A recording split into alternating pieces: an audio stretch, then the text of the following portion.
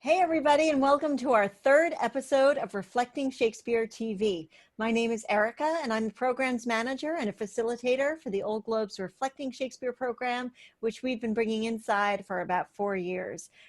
In class, we play warm-up games, we read Shakespeare, and we reflect in writing and discussion how these scenes relate to us.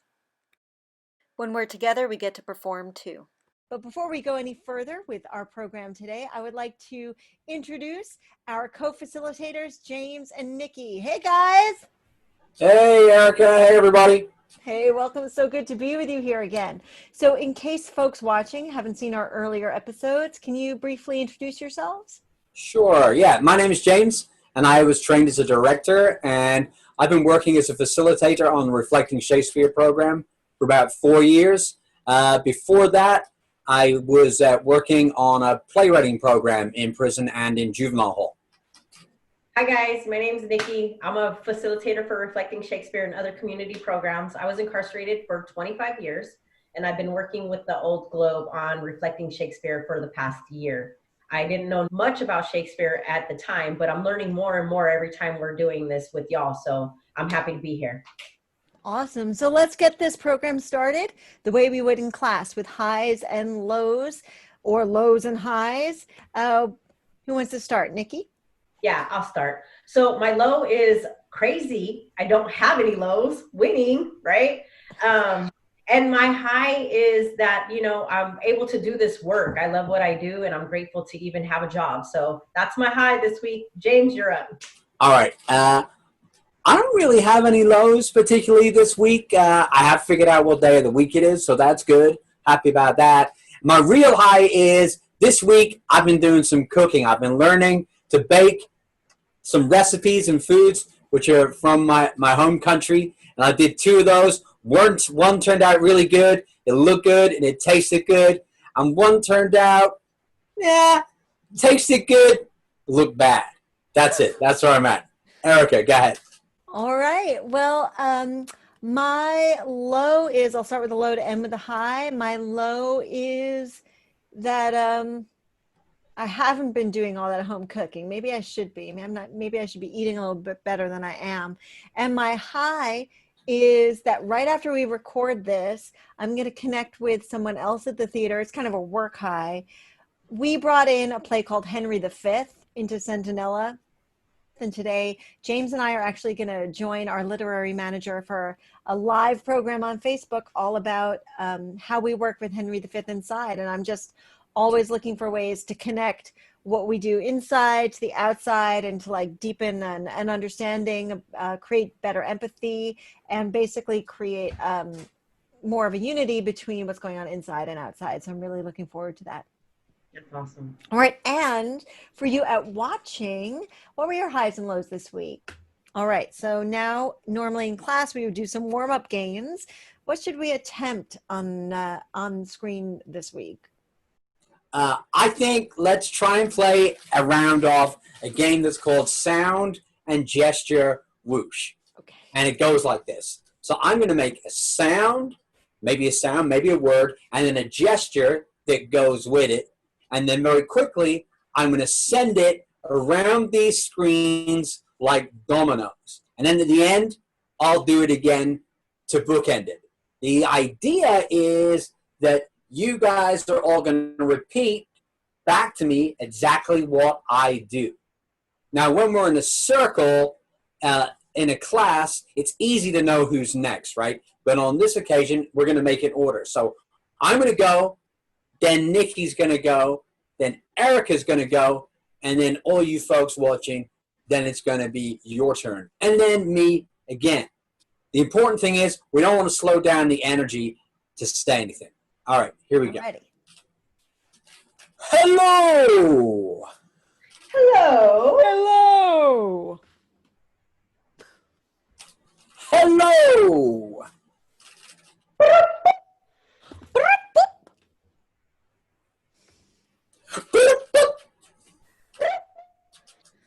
Oh. Oh. Oh. Oh. All right, nice job. Let's do one more round. Let's think out of the box as much as we can. Here we go. I'm going to start and go again this time. All right, here we go. Whoa! Whoa! Whoa! Whoa! Choo, choo.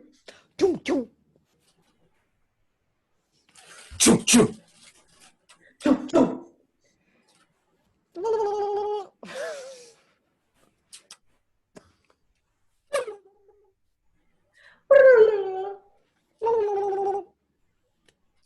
Nice job, everyone. Cool, cool, cool. You know what? I know that some of those games can feel silly at first, but the idea behind them is that we're accepting everyone's energy and what they offer just as they are. And the idea is that we want to welcome everyone.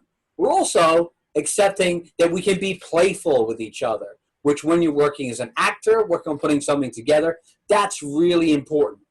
Yeah, I really appreciate this exercise. I was able to do it while I was actually on the inside. And it was just, it always brought like a connectivity, a positive energy. Like, it's hard to explain, but it's because it's relaxing, yet it's strong. And it's the connectivity of it was just powerful.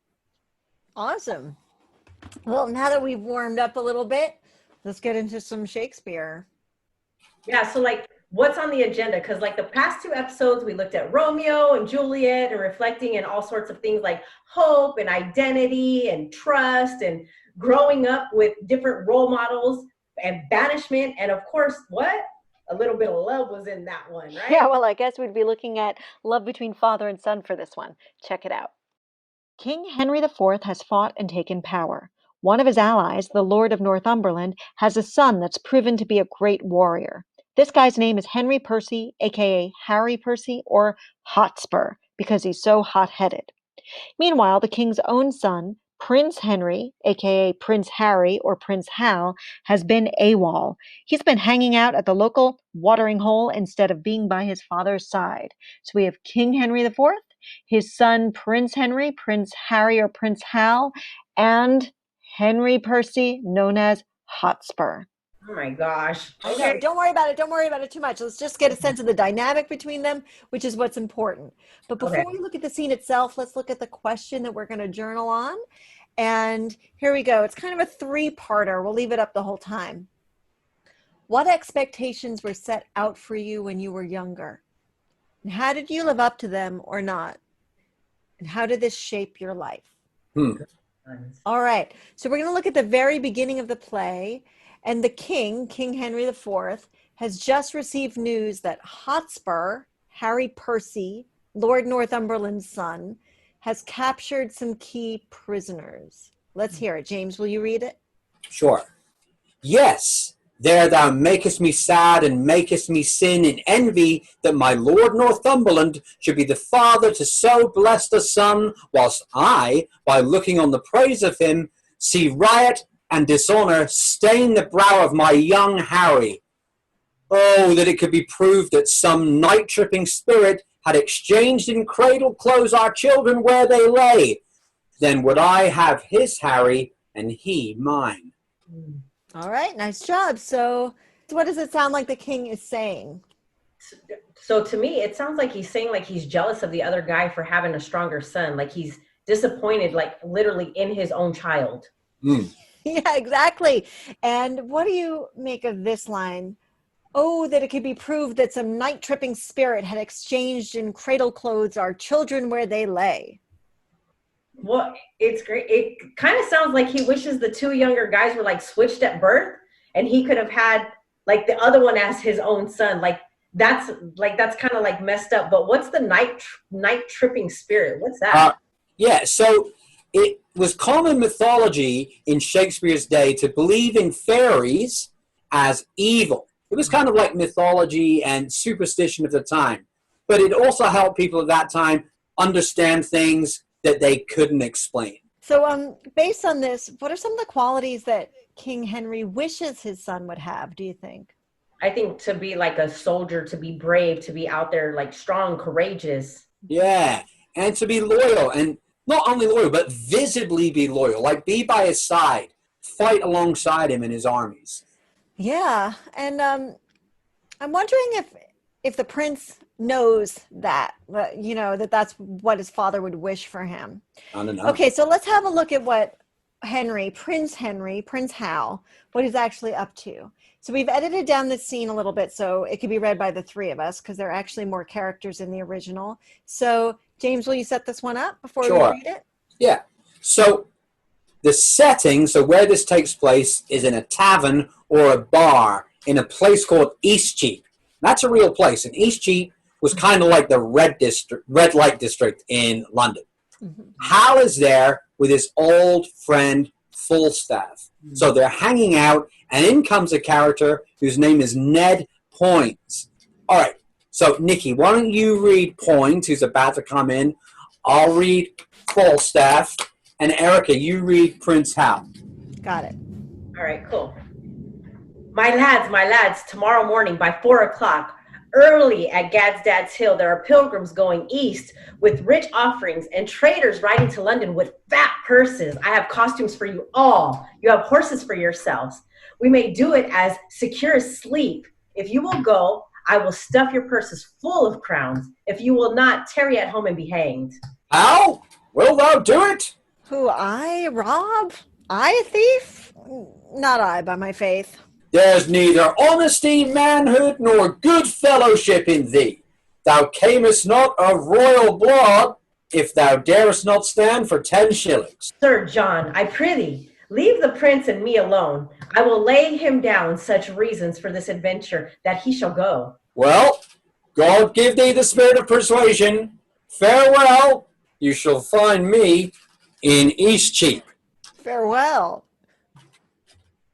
Now, my good sweet honey lord, ride with us tomorrow. I have a jest to execute that I cannot manage alone. Falstaff and the others shall rob those men, and we have already waylaid. Yourself and I will not be there. And when they have the booty, if you and I do not rob them, cut this head off of my shoulders. Oh, how shall we part with them in setting forth? Why, we will set forth before or after them. Yeah, but 'tis like that they will know us by our horses, by our habits, and by every other appointment to be ourselves. Tut, our horses they shall not see. I will tie them in the woods. Our costumes will be changed after we leave them. And sir, I have cases of cloth to hide our outward garments. Yeah, but I fear they'll be too hard for us. Well, I know them to be true-bred cowards as ever turned back. The virtue of this just will be the incomprehensible lies that this same fat rogue Falstaff will tell us when we meet at supper, how 30 at least he fought with, what blows, what extremities he endured. Well, I'll go with thee. Provide us all the things necessary and meet me tomorrow night in Eastcheap. There I'll sup. Farewell. Farewell, my lord. Cool. And then Poins leaves and Henry's alone. He speaks to the audience, but we'll stop there for now. So what happened in that scene? Let's start at the beginning when Ned Poins enters. Well, he wants Falstaff and the prince how to go rob some people with him, right? Yeah, and when the prince says he doesn't want to do it, Falstaff says he's not honorable. Yeah, and it's interesting you mentioned that, James, because when we're talking about expectations, because there are expectations of your parents, but here's an expectation coming from your friends. When you're growing up, sometimes those two expectations are opposed to each other. Right. Yeah, for sure. But eventually Prince Hal says he'll do it, but only when he finds out it's all like a joke or something. My question to you is, what do you think that we in the audience are thinking about Prince Hal now? We know his dad's disappointed. And we see this, so what do we make of him? Like he seems like a fun guy, but maybe his dad is right. It's like, what are you doing? Like, why are you acting like this? Yeah, right. I think that's interesting, Nikki, because when we brought this this scene inside, we had our participants write and journal on people that they knew, even themselves, if it was relevant, like who had seemed to turn to kind of like a street lifestyle, but they didn't really come from that place. Like maybe they were even born into privilege and had other avenues that they could have gone down.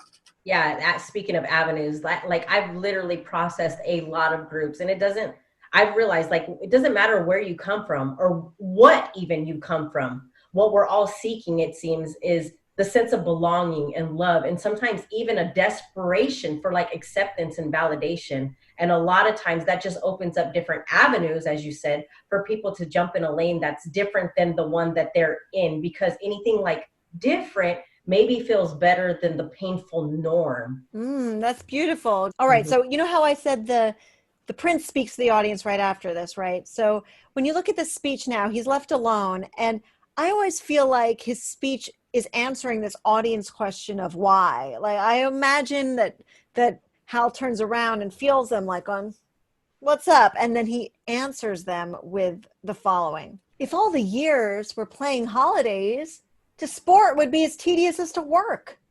But when they seldom come, they wished for come. Nothing pleaseth but rare accidents. So when this loose behavior I throw off and pay the debt I never promised, by how much better than my word I am, by so much shall I falsify men's hopes, and like bright metal on the sullen ground, my reformation glittering over my fault shall show more goodly and attract more eyes than that which hath no foil to set it off. I'll so offend as to make offense a skill, redeeming time when men think least I will. What do you think of that as an explanation? Like, what is he saying? He's going to change, and if he acts like this way negatively first, it will be more impressive? Yeah, I think so. I think if he was good all his life, I think he's saying, then he wouldn't stand out. He wouldn't be remarkable. But people, like, they love rare accidents, right, when it's unexpected. So if he becomes a good prince later on, it'll be like bright metal in the dirt. It'll be noticeable. It'll stand out, be shiny. Yeah, I think it's interesting. He's so sure that he can throw off this loose behavior. I mean, what do you think of this strategy? Do you think that we in the audience or as a reader that we should trust that he can turn it around? Yeah, I think, just reflecting on that on a deeper level, like I think about it and it's like he had the mindset. It didn't seem like he had the heart set. It seemed that he had the mindset. I was going to do so. I'm going to be this person, but I know in the end I'm going to change, I'm going to be better. So really it just kind of makes me reflect on what's really within, right? Yeah. Yeah, it makes me think about, comes up for me as a term, like, it's kind of like authentic or my authentic self. And is that my family that I'm born into? Is that the places I choose to go and be, or lifestyles I may adopt? I mean, what happens if, like, you're meant to be one thing and you're told that, but really, truly inside, you might think, or you might really know that's not you, or that's not for you. In that constant journey or that back and forth that maybe we all go on around that subject. Who am I? Who's that true me, right? Yes. I want to just bring up that for some of the folks we've discussed this scene with inside, it's come up a couple of times that it's reminded them of addicts saying, I can give this up anytime. Is this a denial speech? What do you think? Yeah, time will tell. Well, that sounds like a segue to move forward in the story. So that's what we'll do. Yeah. How about that?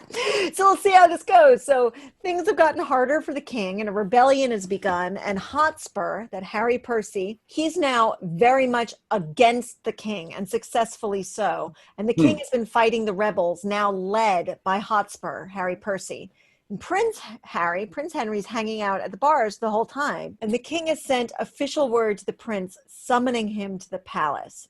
So before we jump into this, here's the question. Is redemption possible? Now, when we brought this and gone deeper into the play inside, we were talking really about a kind of redemption for Harry. The question is, so is redemption possible? You may want to think of this question as, is change possible? But what does it take to have that shift? All right, James, you're going to read King Henry IV, and I will read the Prince. I know not whether God will have it so. For some displeasing service I have done, but thou maketh me believe that thou art marked to punish my mistreadings.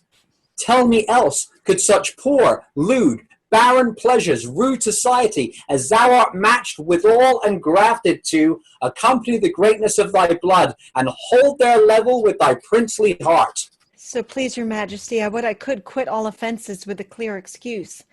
Yet let me beg, Find pardon on my true submission. God pardon thee! Yet let me wonder, Harry, at thy affections. Thy place in the council thou hast rudely lost, and thou art almost alien to the hearts of all the court and princes of my blood. The hope of thy time is ruined. Had I so lavish as my presence been, so stale and cheap to vulgar company, I would be left a fellow of no mark. By being seldom seen, I was wondered at. The skipping king, he ambled up and down and pledged himself to popularity. And in that very line, Harry, standest thou. Every eye is weary of thy common sight, save mine, which has desired to see thee more, which now make myself blind with foolish tenderness. I shall hereafter, my lord, be more myself. Now Percy hath more worthy interest to the state than thou, for he leads ancient lords and bishops on to bloody battles. He shakes the peace and safety of our throne. But why, Harry, do I tell thee of my foes? Thou art like enough to fight against me under Percy's pay, to show me how thou art degenerate. Do not think so. You shall not find it so. I will redeem all of this on Percy's head, and in the closing of some glorious day, be bold to tell you that I am your son. When I will wear a garment all of blood, which washed away shall scour my name with it, and that shall be the day that this gallant Hotspur and your unthought of Harry chance to meet. The time will come that I shall make this youth exchange his glorious deeds for my indignities. This in the name of God, I promise here, and I will die 100,000 deaths ere break the smallest parcel of this vow. 100,000 rebels die in this. Thou shalt have charge and sovereign trust herein. Woo! Well done. That was powerful. Okay. For me, when I read and I've worked on the scene, the emotional key to this is halfway through, because at the beginning, the king is just kind of sharing his disappointment. I don't know if God's punishing me to make you behave this way. And it seems more like a typical telling off. And I think we can all relate to when you say sorry to a telling off. I mean, sometimes you're genuinely sorry, but often you just want to say whatever you're going to say to stop getting yelled at. But halfway through, the king says, every eye is weary of thy common sight, save mine, which hath desired to see thee more, which now is itself blind with foolish tenderness. To me, it always seems there that the king is honest about his own emotions to a way that surprises himself. And he may choke up or tear up.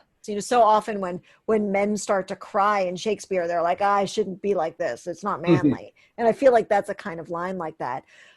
But it's after seeing this genuine emotion that shifts from just a telling off that Hal starts to change. And he says, I shall be more myself. Yeah. And to top it off, the king says kind of like, look, why am I bothering to tell you of my problems? You'd likely turn against me just to show how degenerate you are. And this is when he really speaks to Henry's heart. It's like he's in this whole scene, he's kind of gone, what did I do to deserve all of this? Why are you like this? And you know what? You might even turn against me. Yes. And why is that so powerful? That's what makes the vow start. Well, and I think too, just touching back on what you said, Erika, it's like, initially the going off, the surface feelings of like anger and being mad, it's easy to deal with that and accept it. But when we speak to deeper feelings like of the hurt and the pain and the disappointment, it affects us in such a bigger way, but it like reveals that someone had an expectation of us that we valued. And if we valued them and we made that disappointment, the hurt and the pain that comes with that, who knows what that could create. And then in this scene, Henry then goes on to say he's going to change. But then we have to ask ourselves, right, because he said it, is change for him possible? Is change for any of us possible? And here are some of what our participants had to say about that idea of change, that idea of redemption. I think that redemption is definitely possible. I hope that one day I will find redemption with all of my loved ones, who I may have hurt one way or another. It is a long, hard road to redemption. You have to want it and do whatever it takes to achieve it. Redemption is truly possible. I've been changed. I once had the mind frame of these characters, but I now live a life where I treat people the way that I want to be treated. I always have a good mindset and put on love. Redemption is only possible when the heart can reform. When your heart is hard or black, your thoughts are black and evil. In this state, you're not looking for redemption and don't deserve it. Redemption is recognizing that you have fallen short of virtue, trust, or other badges of value, and you work vigorously not to fall short again. Yes, I think redemption is possible in most circumstances. Currently, in my case and conviction, I found here through SB 261 and rehabilitation programs like Defy. Yes, I think redemption is possible. I hope to find redemption with my family. They know I'm a good man, but I want to show them I've become a better man. Yes, redemption is possible. With the reunification of my father and I after 20 years, I know and trust our relationship will be redeemed. Redemption is in the eye of the beholder. Redemption is always possible once one humbles themselves and is willing to forgive and let the dumb stuff go. I want to find redemption with my kids. I want to come home and redeem myself as a father. Redemption is always possible. Everyone should have the opportunity to redeem themselves in this lifetime. Like myself, I'd like to redeem myself so I could get my life back together for the positive. Do it for my family that's always been there for me. But first, you need to be humble in order to redeem yourself. And this one is my own personal reflection as far as redemption goes. As for me, I believe in redemption. As someone that has been convicted of a horrific crime, spent the majority of my life in prison, going before the California Board of Prison Hearings and being found suitable, I worked tirelessly and endlessly, introspectively to redeem myself and to change. And my life's work is to make amends for the harm that I caused, redeeming myself today on a daily basis. Thank you guys for letting me share that. Yeah, thank you, Nikki, Nikki, for thank sharing. you. All right. Well, I don't know how you follow that. I think you just let those words sink in. So let's do that. Let's let those words sink in and let's check out here. All right, we're at the end of our third episode. I'm going to do our one-word checkout. Grateful. Me too. Grateful. I'm going to have to join that club, make it 3 in a row. Grateful. Everyone watching. Thank you. All right, Nikki, one of you count us out. We're going to do 1, 2, 3. We'll try and all clap on that 4th beat. All right, you guys ready? Yep. So line it up. We're going to do it perfectly. Ready? 1, 2, 3, 4. So close. Close. All right. All right, everyone. We hope you enjoyed this. We'll see you next time. Thank you for watching. Hope to see you next time. Bye. Stay safe. Hey. If you would like to share your reflections with us so that we can share them on a future episode highlighting community responses, please go to https://bit.ly/rstv_03. Thank you.